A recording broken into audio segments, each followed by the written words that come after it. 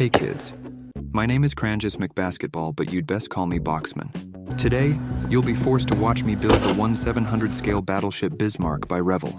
Now you may be wondering, why Revell? Because I'm nothing like y'all. All the pro modelers choose the Flyhawk one since it's the best, while intermediate modelers seem to choose Trumpeter. That just leaves goons like me as the sole customer base for Revell kits. After unboxing all the parts, I label each sprue with special yellow tape because I'm actually blind and get to assembling the hull. My best friend and soulmate Capillary Action does all the heavy lifting in this process. The cement seeps through even the tightest of crevices, leaving no survivors. Here's the first thing that really pissed me off. Revell wants to be special and makes you drill holes to attach the rudders, but I don't have a drill. Luckily, I am a Type 2 super genius, so I use my knife instead. I think this is a clear sign for me to finally invest in a hand drill. I'll give Revell credit, the result is far more durable. Now I'll take away that credit, because this prop shaft assembly is a travesty. It's likely due to the limitations of injection molding, but it results in big seams that I'm too lazy to fill in. The propellers will be glued later once I paint them separately. Now let's carry on to the superstructure assembly. The instructions make you glue all the walls to the main deck, then glue the next deck on top. I think that's just asking for misalignments and gaps, so I glue the walls to the upper deck so I can keep the superstructure in separate parts for easy painting. I can't recommend anyone following exactly as the instructions say, because it just makes building and painting much harder. Assembling the superstructure feels really satisfying. So far, the parts are really crisp and get along without much tussling or coercion. I do find Revell's detailing style, if you can call it that, a little sussy. The shape and definition of the parts is quite nice, but the actual details on them are oversimplified, which is more apparent on the AA guns later on. For a kit from 2010, the details aren't great. I've heard that this kit is basically just their 1/350th scale Bismarck, which is supposedly an excellent kit, that got hit by the reverse wumbo ray from Mermaid Man's utility belt. It's a pretty common practice for scale model manufacturers. Now, I'm just pulling your leg. They actually used the shrink ray from that kid's movie with the enslaved yellow Tic Tacs.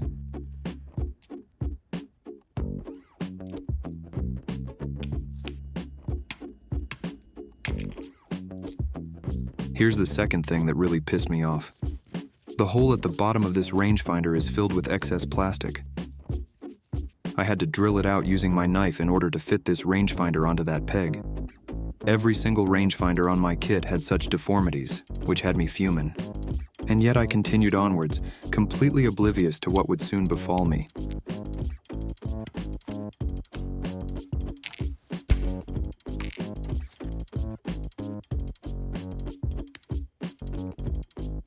Now this had me stomping my feet and shooting steam out of my ears.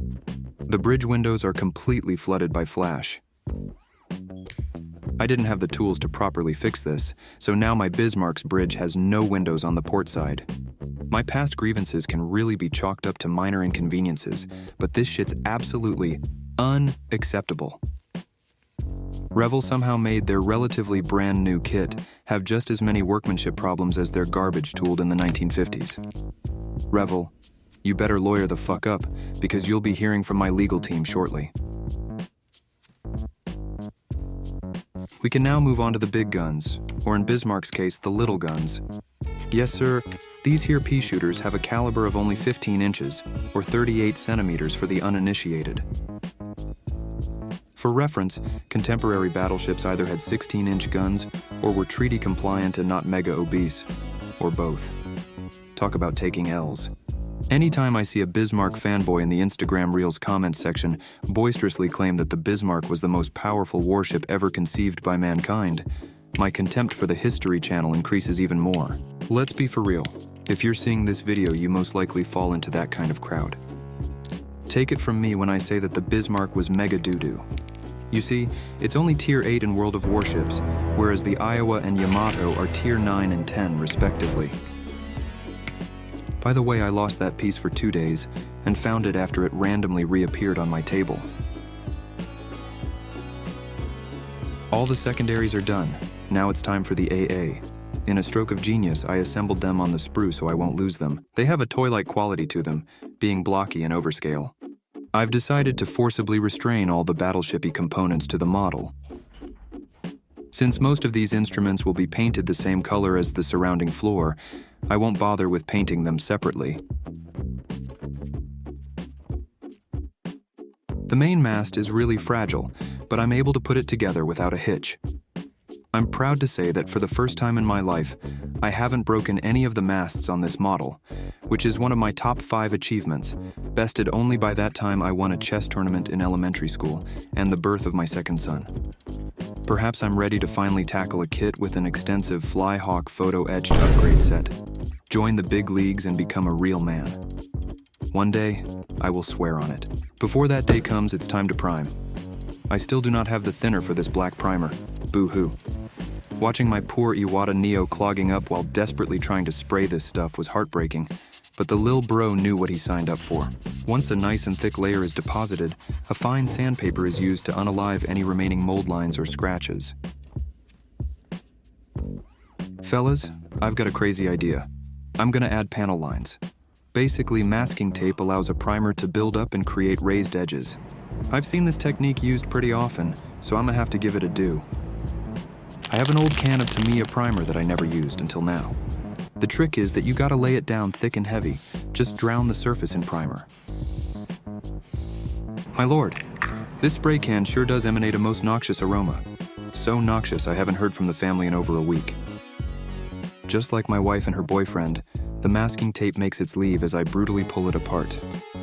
Luckily, an even layer of black paint cleanses us of our sins and prepares the hull for painting. I'm using the same painting technique as last time for the wooden deck, but in a more refined manner. I lay down a reddish-brown base coat on all parts that have wood planks. I kinda goofed up by making it too dark, so I spray some thinned deck tan to lighten the shade. I'm experimenting with mixing in about 50% clear gloss for all paints so that the colors stay consistent.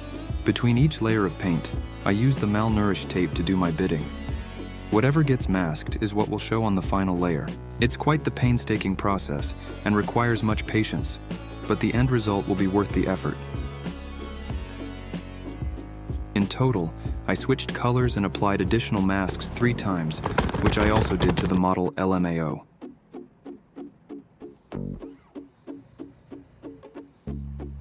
I was really hyping the deck paint job up, but not gonna lie, it looks pretty underwhelming. I need to use more masking tape for each layer and be more bold with the color variation.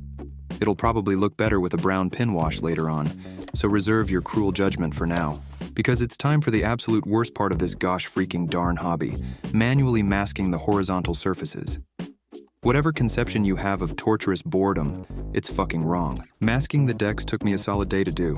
Just non-stop cutting and attaching tiny little pieces of masking tape. But Boxman, You may quip. why not just buy an aftermarket wooden deck or even a pre-cut mask?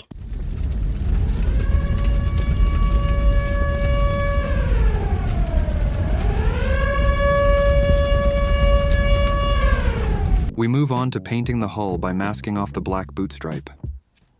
I first lay down a coat of Tamiya hull red mixed with flat red at an unknown ratio.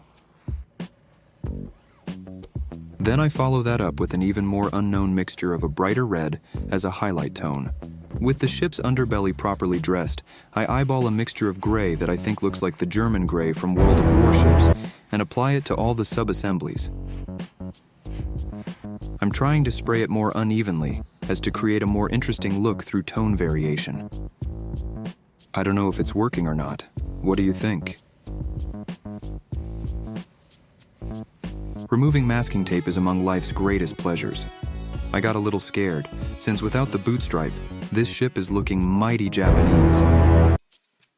Fortunately, my fears are soon alleviated.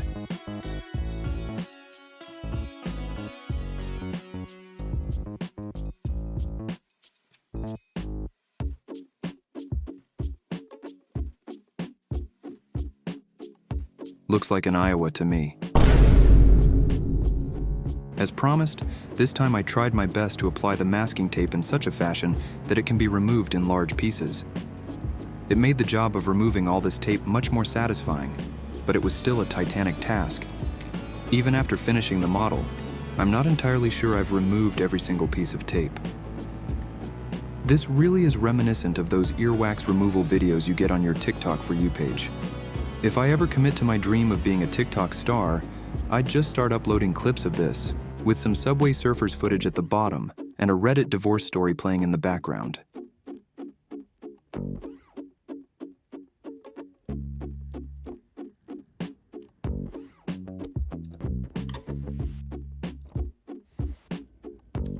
I made a sensible investment in this D.I.C.K masking putty. I don't need to worry about paint spillage due to the uneven deck surface. My Bismarck is being painted as she appeared during her fight against the HMS Hood. The bad symbols on the bow and stern were painted over in gray, and the Baltic camouflage that everyone loves to paint was also removed.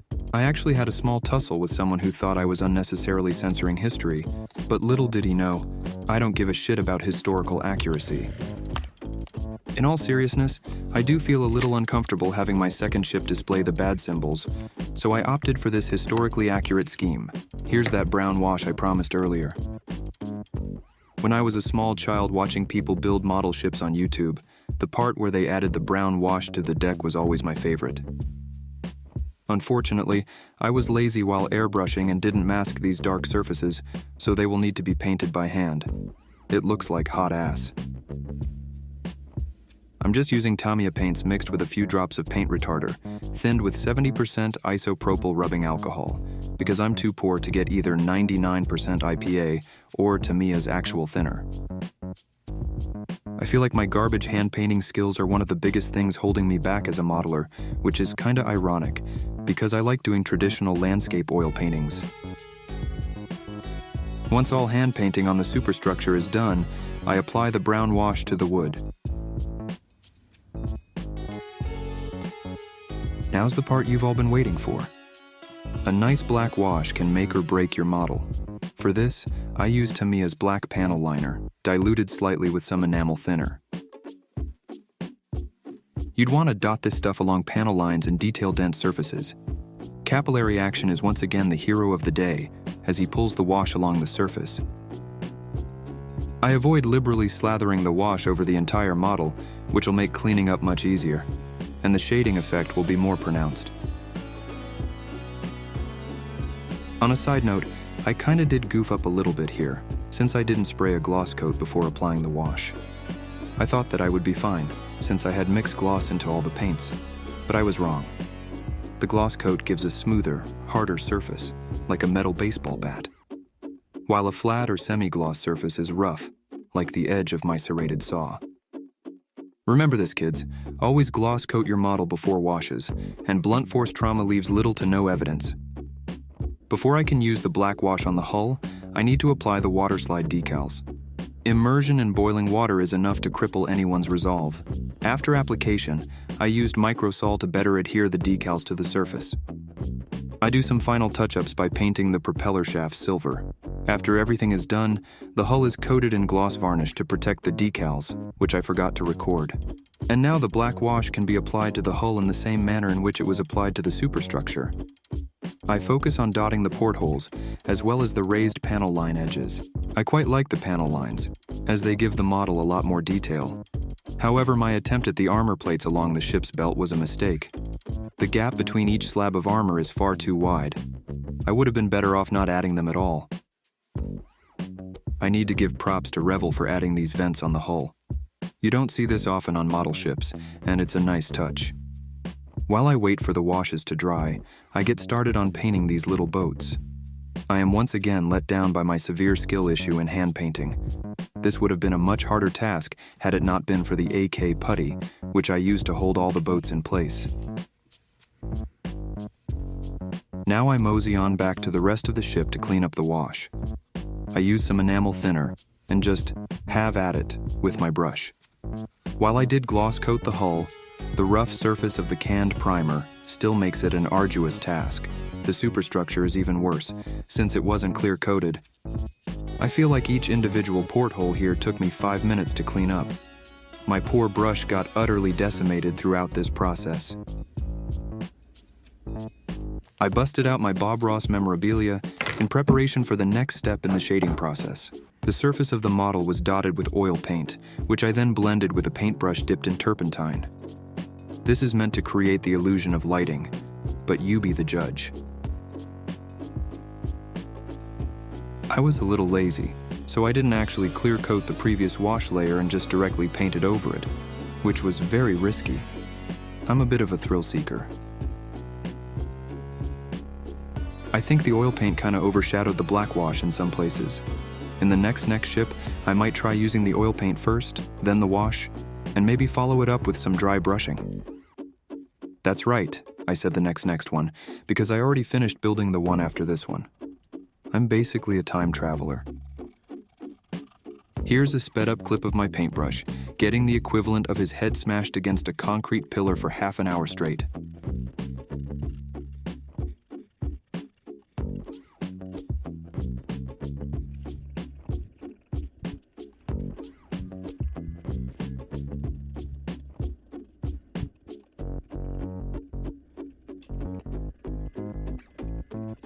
Anyways, we carry on to the propellers, which I paint using a 50-50 mixture of Tamiya's bronze and gold. It's refreshing not having to worry about brush painting the propellers this time around. It's time to finally glue the deck. This is listed as step 5 out of 50 in Revell's instructions, so it's basically step 1. If you're a fellow inexperienced modeler, never, under any circumstances, follow the instructions booklet of any kit. MFs are rooting for your downfall, so don't trust a word they say. I like to keep as many parts and subassemblies as possible and leave them separate until the very end, which just so happens to be the objectively correct way to build a model kit. Out of necessity, I'm forced to make a deal with my arch nemesis, cyanoacrylate, or superglue. You see, in this case, capillary action would have worked against me had I used plastic cement. When he coerces the unwitting cement into even the tightest of crevices, it could destroy the paint, so I need to use a more viscous superglue to restrain the parts. My inability to wield superglue is perhaps the biggest thing holding me back from becoming as good as Plasmoplastic Models himself, for sure. Finally, being able to put everything together is an extremely satisfying experience.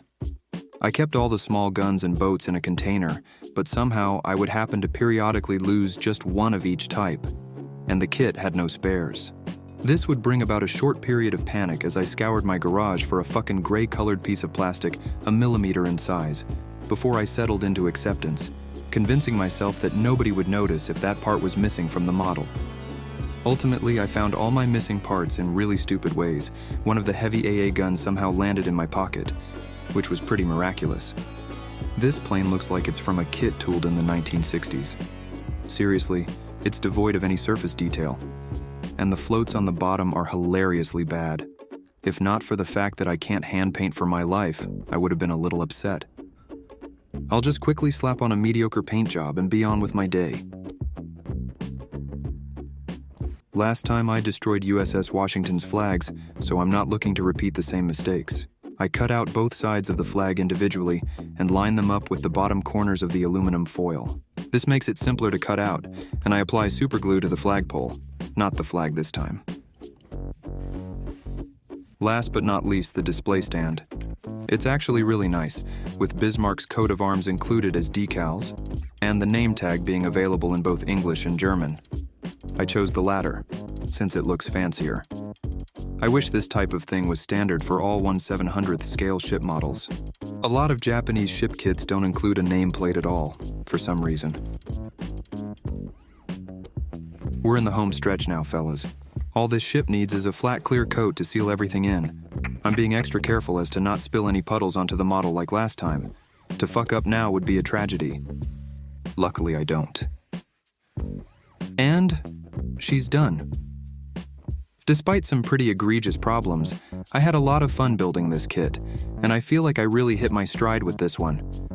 The way the guns can be posed reminds me of when I was a little kid, wanting the Forces of Valor die-cast Bismarck model. I suspect it might be based on Revell's kit. Don't quote me on that. So now I've got the real deal. Time for the ratings. Unlike my USS Washington, I can say that I'm somewhat proud of this result. Let's see what this kit registers on the Boxman D.I.C.K scale, shall we? Detail, 6.0 out of 10. I would say the shape of all the parts looks far better than the older Trumpeter and Dragon kits from the early 2000s, but falls flat in many areas even when compared to them, and especially when compared to Flyhawk. It feels like Revell just wanted to make the kit good enough, which, that's fair. Interesting to build, 9.1 out of 10. It's the goddamn Bismarck. The kit is relatively simple with not too many parts and feels pretty snappy. I never felt bogged down by a certain task while assembling it. Craftsmanship, 4.1 out of 10. The amount of parts that had problems with excess flash was appalling, especially because this kit is so modern. Revell's 1/426th scale USS Arizona from 1957 had fewer problems last time I built it. Keen fit, 8.8 out of 10. The parts themselves had no warpage and fit together without any problems. The kit has a hull split down the middle vertically, which can sometimes be a pain in the stern, but in this case it fit together perfectly. Final score, 28 out of 40 or 70%. That's a passing grade, so I guess I'll call this kit Boxman approved. I personally think this kit is better than Trumpeters in terms of looks, but I find it hard to recommend. If you can, go for Flyhawk. Anyways, that's all you're gonna get for now. Bye-bye.